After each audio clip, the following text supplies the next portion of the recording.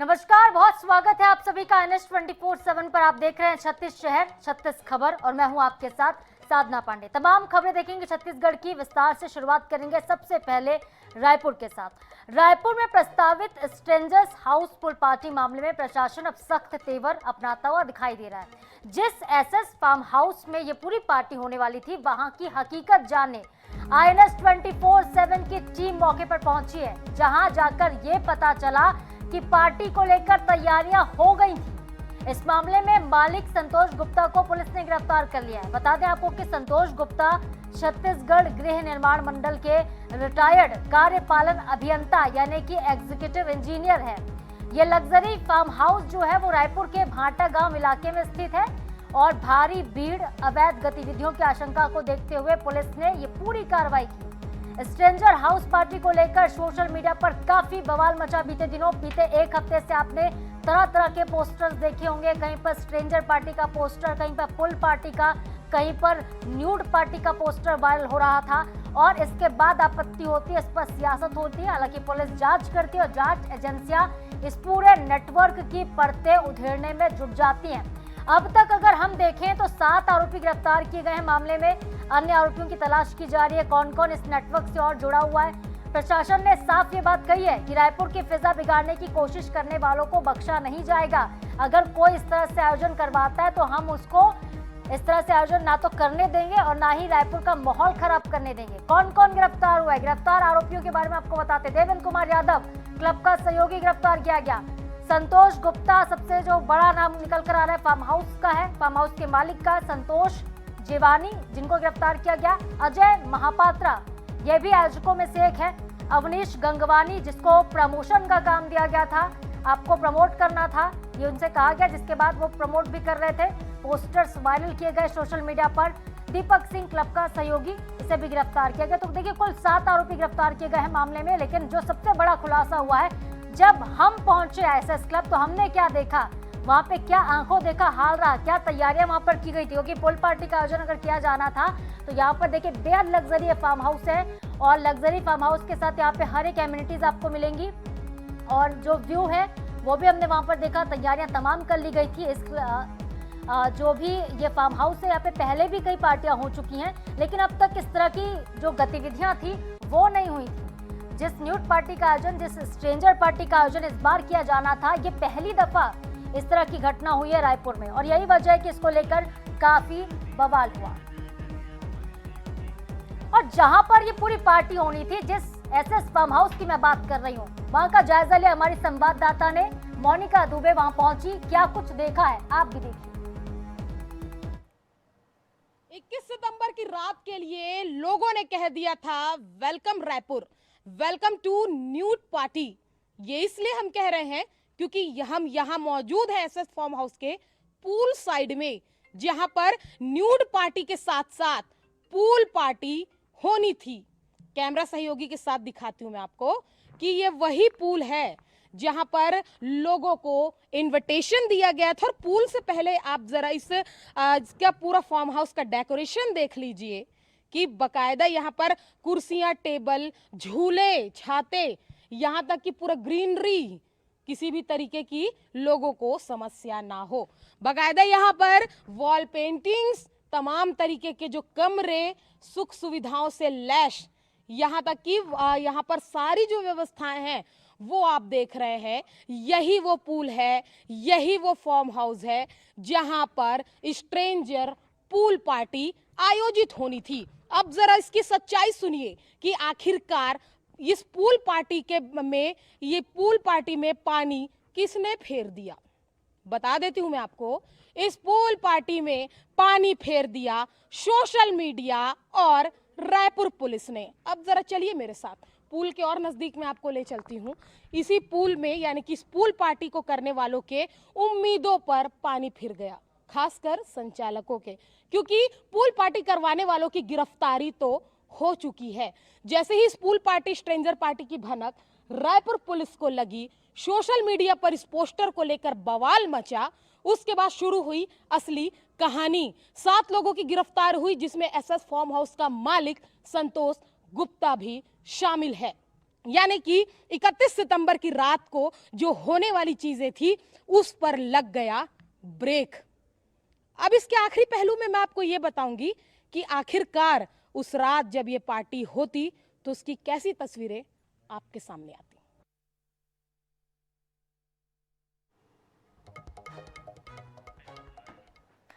तो stranger house और पुल party मामले में ये बड़ी कार्रवाई हुई है। आपने रिपोर्ट भी देखी हमारी सहयोगी की, जिस पुल में ये पूरी पार्टी होने वाली थी। देखिए, क्योंकि पुख्ता जानकारी इस बात की सामने आ रही है कि जिस न्यूड पार्टी का आयोजन 21 सितंबर को, आने वाले 21 सितंबर को किया जाना था, वो इसी फार्म हाउस में हो रही थी और आरोपी गिरफ्तार किए गए हैं।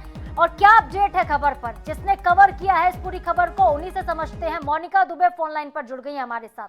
मोनिका, जब आप मौके पर पहुंची तब आपने देखिए काफी गतिविधियां देखी हैं, काफी कुछ तैयारियां भी आपने देखी, यहाँ पे माहौल खराब करने की कोशिश की जाए थी। जरा विस्तार से समझाइएगा इस पूरी पार्टी को, पार्टी के पीछे आयोजकों की जो मंशा थी उसको, और पुलिस ने अब तक कितनी कार्रवाई की, कितनी गिरफ्तारियां की, ये भी बताइएगा।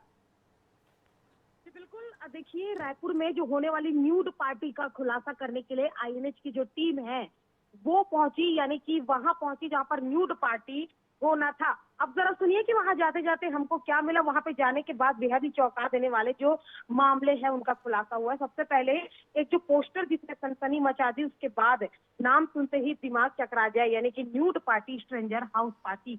और लगातार इसे लेकर जो हम खबर दिखा रहे थे कि जो न्यूड पार्टी होनी थी, यानी कि जो स्ट्रेंजर पार्टी होनी थी, उस जगह पर आईएनएच की टीम पहुंची। वहां पर जाकर हमें पता चला कि यही वो पूल है जहां पर ये जो पूरी पार्टी है वह होनी थी। जैसे ही पोस्टर वायरल हुआ, पुलिस सतर्क हो गई। उसके बाद 7 लोगों की जो गिरफ्तारी है वो की गई। तुरंत वरिष्ठ अधिकारियों ने निर्देश दिए, जिसके बाद ये पूरे मामले का जो जाल है, पूरे मामले की जो रस्सी है, वो धीरे धीरे खुली। और उसके बाद जो असल कार्रवाई शुरू हुई, जिसके बाद 7 लोगों की गिरफ्तारी हुई। एसएस फार्म हाउस, यानी कि भाटा गांव स्थित ये जो फार्म हाउस है वो संतोष गुप्ता का बताया जा रहा है। और संतोष गुप्ता पूर्व गृह निर्माण मंडल के जो पुराने जो ईई है बताए जा रहे हैं। 7 लोगों की पूरी गिरफ्तारी इस मामले पर हुई है, यानी कि stranger house party, pool party और न्यूड पार्टी, जिसको लेकर लगातार पुलिस महकमे में जहां पे एक और हड़कंप का माहौल है, राजधानी रायपुर समेत पूरे छत्तीसगढ़ में ये चर्चा का विषय बना हुआ है। पल पल की तस्वीर, हर एक अपडेट हमने लगातार दिखाए, जहां पे एक के बाद एक जो वहां की तस्वीरें हैं, यानी कि पार्टी कैसे होने वाली थी, किस तरीके से ऑर्गेनाइज होने वाला था, पूरे इसके क्या क्या पहलू है, हर एक सारी चीजों को हमने वहां पर दिखाया। बकायदा वहां पर फीस लिखा हुआ था, बकायदा वहां पर कैसे आना है, कितने, शाम 4 बजे से 21 सितंबर की शाम 4 बजे से आधे रात तक ये पूरी जो पार्टी है वो ऑर्गेनाइज होने वाली थी। तो लगातार इस पार्टी से जुड़ी हुई पल पल की अपडेट, पल पल की तस्वीरें हमने दिखाई है। और उसके बाद लगातार पुलिस की जो कार्रवाई सामने आ रही है, और कार्रवाई सामने आने के बाद इस पर जो और कड़ियां खुल सकती है, इस पर कई मामले सामने आ सकते हैं। और सबसे चौंका देने वाली बात यह है कि जिन लोगों ने रजिस्ट्रेशन कराया था वो लिस्ट अभी सामने नहीं आई है, यानी कि थोड़ा इंतजार करना होगा पुलिस की जांच में। अच्छा मोनिका, ये बताइएगा, ये जो रिटायर्ड सरकारी अधिकारी हैं जिनका ये पूरा फार्म हाउस है, क्या ये फार्म हाउस वैध तरीके से तैयार किया गया, बना है? ये जो पूरी प्रॉपर्टी है लीगल है पूरी?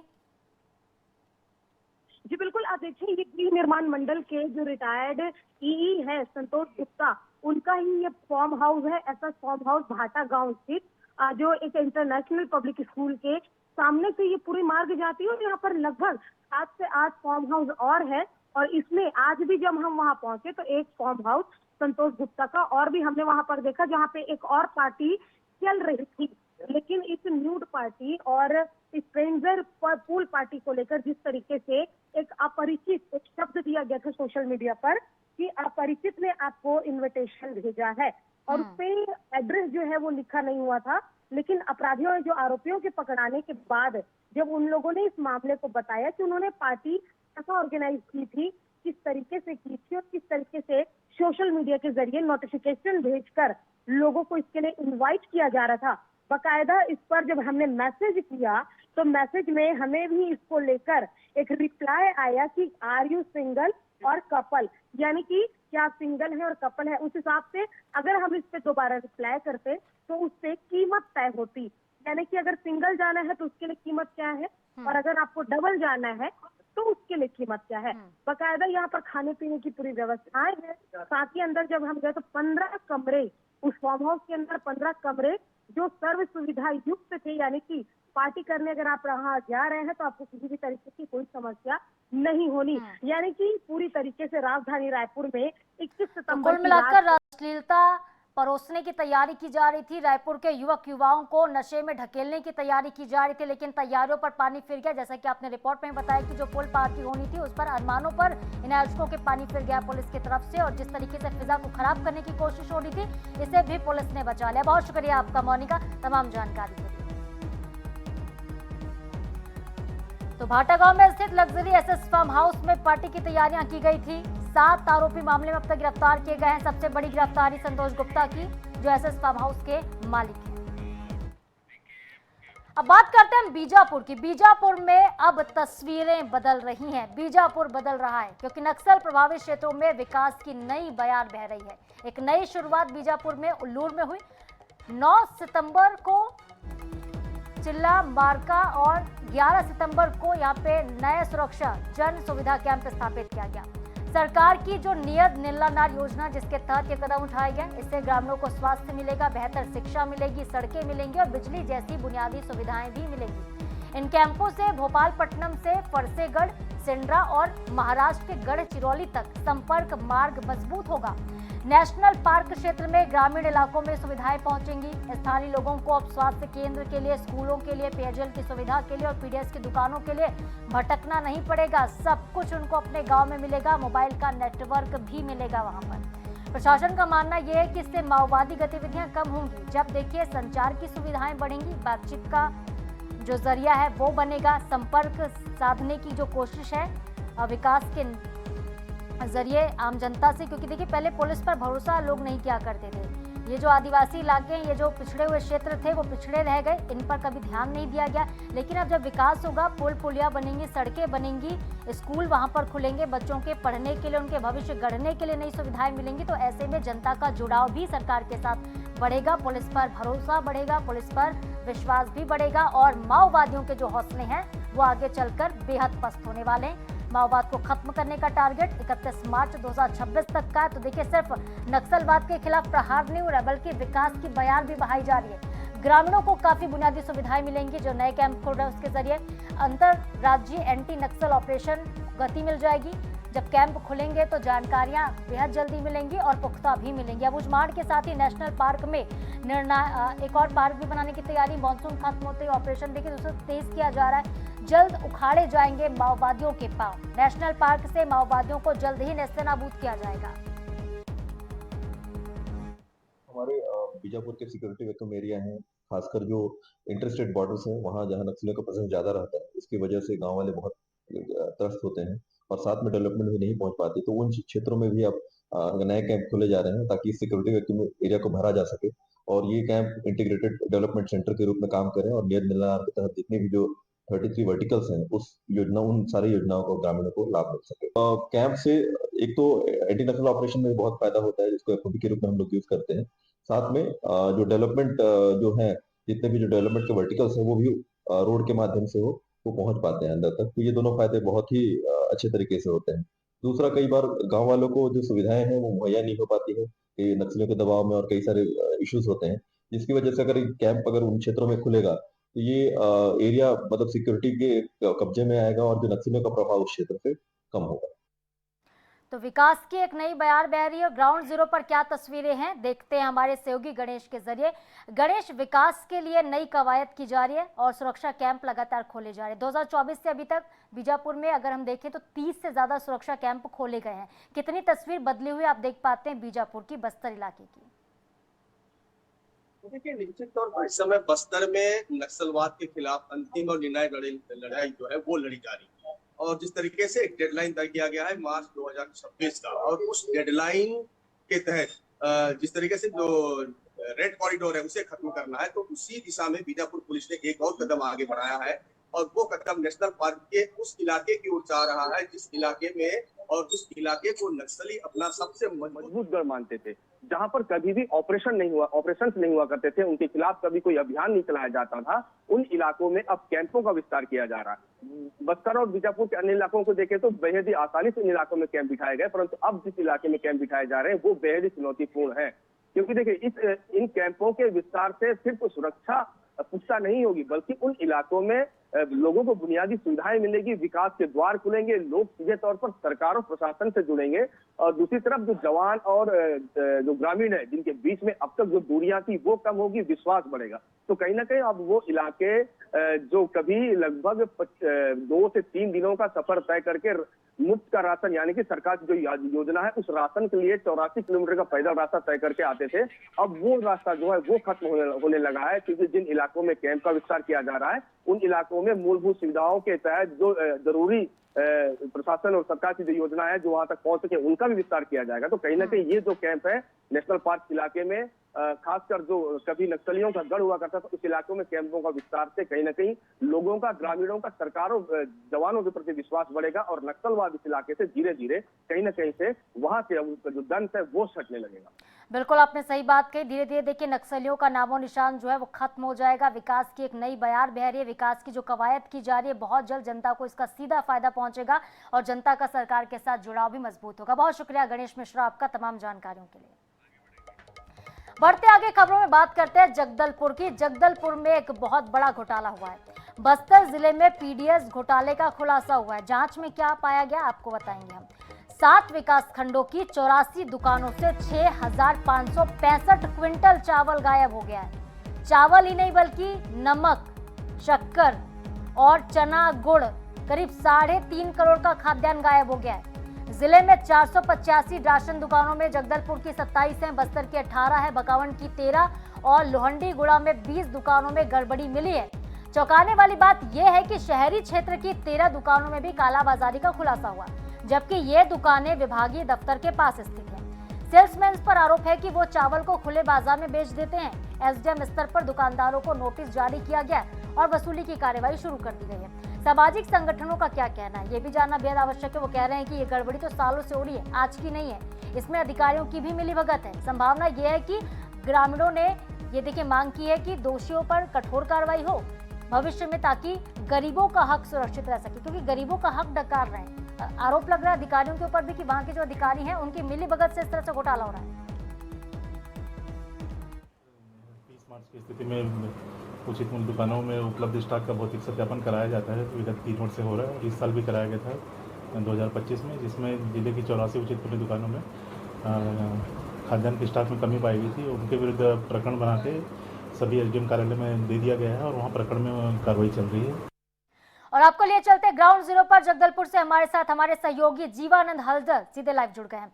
जीवानंद, एक बहुत बड़ा घोटाला उजागर हुआ है और गरीबों का खाना कौन खा गया, कौन इतना चावल, शक्कर और अनाज डकार गया है। आरोप लग रहे हैं अधिकारियों के ऊपर भी कि मिलीभगत से ही सब कुछ हुआ है।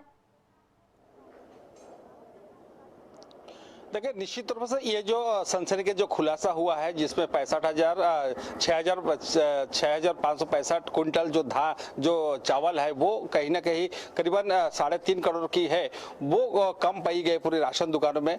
तो कहीं ना कहीं ये सिर्फ प्रतीत होता है कि पूरी बस्तर में जो एक प्रकार की जो राशन घोटाले की, राशन चोर की या राशन की जो हेराफेरी करने वाले जो बड़ी एक जो रैकेट है वो कहीं ना कहीं यहाँ पर सक्रिय नजर आ रहा है। यही कारण है कि जो खाद्य विभाग के द्वारा जो जांच की गई है, जिसमें 84 दुकान में करीबन 3.5 करोड़ की जो राशन कम पाई गई है, तो कहीं ना कहीं ये किसकी गलती है ये तो जांच में पता चल सकेगा। लेकिन फिलहाल जो 84 दुकान है उन पर कानूनी कार्रवाई या जांच की आदेश दे दी है। आपको ये भी बता देना चाहूंगी, इस प्रकार की जो शिकायत है अभी के नहीं कि पहले से भी शिकायत आती थी। कहीं राशन दुकान के जो लोग हैं, जो कार्यकर्ता है, उन्हें ये भी आरोप लगाए थे पीडीएस से, गोदाम से जो चावल आती है वो चावल कम पड़ जाता है, जिसके कारण उसका कमी होती है। वही राशन दुकानदार का भी कहना है कि जो पॉस मशीन सरकार ने दिया गया है तो अंदरूनी क्षेत्र में उसकी काम नहीं होता है, इसीलिए उसके ऑफलाइन में उनको राशन वितरण किया गया है। तो ये कहां तक ये बात सत्य है ये तो आने वाले समय में पता चल सकेगा। लेकिन फिलहाल जिस तरह से 3.5 करोड़ की जो 6,565 कुंटल जो चावल जो कम पाई गई, ये बहुत बड़ा सवाल है। वही सिर्फ जगदलपुर या बस्तर की बात नहीं, ऐसी अगर जांच की जाए कहीं ना कहीं संभाग में सभी जिलों में इसकी गड़बड़ी कार्रवाई पाई जाएगी। इससे पहले भी INS 24/7 ने जो चना का घोटाला हुआ का खुलासा किया गया था, जिसमें राशन दुकानदार के घोटाला बहुत बड़ा हो सकता है और कई बड़े नाम भी इसमें शामिल हो सकते हैं। देखने वाली बात होगी कि जांच के बाद क्या कुछ सच सामने आता है। बहुत शुक्रिया जीवानंद, नजरें बनाए रखिएगा इस खबर पर, आगे आपसे अपडेट लेंगे। अब चलिए आपको हम सूरजपुर से एक तस्वीर दिखाएंगे। तस्वीर खूबसूरत नहीं है, तस्वीर है सिस्टम को आंख दिखाती तस्वीर है। बदहाली की तस्वीरें हैं जहाँ पे अस्पताल पहुंचने के लिए 5 किलोमीटर तक एम्बुलेंस नहीं मिलने पर कंधे पर उठा के ले जाना पड़ा है मरीजों को। प्रतापपुर विकासखंड की तस्वीरें हम आपको दिखा रहे हैं। एम्बुलेंस नहीं मिली, परिजनों ने मरीज को डोली पर बिठाया। डोली पर देखिए खुशियों के साथ लोगों को लेके जाया जाता है, लेकिन यहाँ पे आप व्यवस्थाएं देखिए किस तरह से कावड़ पर बैठाकर, आप इसे कावड़ कहिए, आप इसे डोली कह लीजिए, एक बांस के सहारे इस मरीज को बैठाकर अस्पताल पहुंचाया जा रहा है। 5 किलोमीटर का लंबा सफर। वीडियो में देखा जा सकता है कि कैसे मरीज को लोग कंधे पर उठा के सामुदायिक स्वास्थ्य केंद्र लेकर गए हैं। राहगीरों ने इस वीडियो को बनाया, सोशल मीडिया पर शेयर किया। प्रशासन के दावे ये होते हैं कि हमने तो व्यवस्थाएं सब कर ली हैं, सड़कें बना दी हैं, पुल बना दिए, अस्पताल बना दिए, लेकिन नजर नहीं आ रहे धरातल पर कुछ भी। ग्रामीण क्षेत्रों में क्या हाल है आप खुद ही देख रहे हैं। जमीनी हकीकत सामने आ चुकी है। नौशाद अहमद संवाददाता हमारे साथ जुड़ रहे हैं इस खबर पर। नौशाद, ये तस्वीर हमने सूरजपुर की पहली बार तो नहीं देखी। इससे पहले जिला अस्पताल में एक महिला जिसकी फर्श पर डिलीवरी होती है, ये भी हमने सूरजपुर की बदहाली की तस्वीर देखी है स्वास्थ्य व्यवस्थाओं की। अब एम्बुलेंस नहीं मिल रही है लोगों को, 5-5 किलोमीटर तक पैदल चलना पड़ रहा है। कब तक किस तरह की घटनाएं होती रहेंगी, क्या कहते हैं जिम्मेदार वीडियो को लेकर? जी, बताना चाहूंगा कि सूरजपुर के लिए नई बात नहीं रह गई है। जिस तरह से लगातार इस तरह के वीडियो और फोटो सामने आते हैं, जिस तरह से कभी जहलगी में, कभी डोली पे, कभी खाट में, इस तरह से मरीजों को लाया जाता है। कभी कहीं सड़क ना होने के कारण इस तरह की स्थिति बनती है, तो कहीं पे एम्बुलेंस नहीं पहुंचने के कारण इस तरह की घटना होती है। जिससे जो नया मामला आया है जजावल का मामला है, जहाँ पे 108 पे फोन करने के बाद भी, कॉल करने के बाद भी वहाँ पे किसी ने रिसीव नहीं किया। उसके चक्कर में उनको 5 किलोमीटर तक चलना पड़ा। उसके बाद एक राहगीर मिला बाइक से, उसके बाद उसने व्यवस्था करा के वहाँ पे उनको हॉस्पिटल तक भेजा। कुल मिला के बात की जाए तो लगातार इस तरह के मामले सामने आते हैं। मैं बताना चाहूंगा कि कुछ साल पहले जब कांग्रेस की सरकार थी तो हमने एक खबर चलाई थी कि खाट में एक प्रेग्नेंट महिला को लेकर आया गया था। उसके बाद अनुसूचित जनजाति आयोग के अध्यक्ष ने मामले को संज्ञान में लिया था और वहाँ पहुंचे तो एक रात में 210 ऐसे सड़कें, पहुंचबीन सड़कें जो आधा किलोमीटर 1 किलोमीटर उनकी स्वीकृति की थी और उनको बनवाया भी गया था। कुल मिला के बात की जाए सूरजपुर जिले में एक बाइक एम्बुलेंस की जरूरत है, जिससे कि अगर जहाँ पे 108 और एम्बुलेंस नहीं पहुंच पाती तो बाइक एम्बुलेंस वहां तक पहुंच सके और ऐसे मरीजों को राहत मिल सके जो इनको बाइक एम्बुलेंस से हॉस्पिटल तक लाया जा सके। बिल्कुल आपने सही कहा कि बाइक एम्बुलेंस एक बहुत बड़ी सुविधा दे सकता है यहाँ के लोगों को। बहुत शुक्रिया आपका नौशाद तमाम जानकारी के लिए। और इसके साथ ही 36 शहर 36 खबर में फिलहाल के लिए इतना ही। खबरों के अपडेट्स के लिए आप बने रहिए INS 24/7 के साथ। नमस्कार।